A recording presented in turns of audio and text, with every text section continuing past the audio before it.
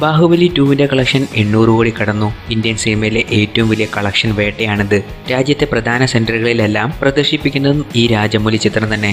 എന്നാൽ ഇതറിഞ്ഞുകൊണ്ട് തന്നെ രണ്ടും കൽപ്പിച്ച് ബാഹുബലിയെ നേരിടാൻ എത്തുകയാണ് ദുൽഖർ സൽമാൻ. ദുൽഖർ നായകനാകുന്ന പുതിയ സിനിമ CIA ഇന്ന് റിലീസാകുകയാണ്.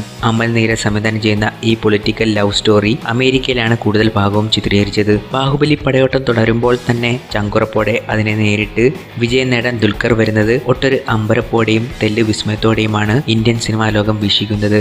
അജി മാത്യു എന്ന പാലാക്കാരൻ യുവാവ് തന്റെ പ്രണയിനെ തേടി അമേരിക്കയിൽ എത്തുന്നിടത്തു നിന്നാണ് CIAയുടെ കഥ ആരംഭിക്കുന്നത്.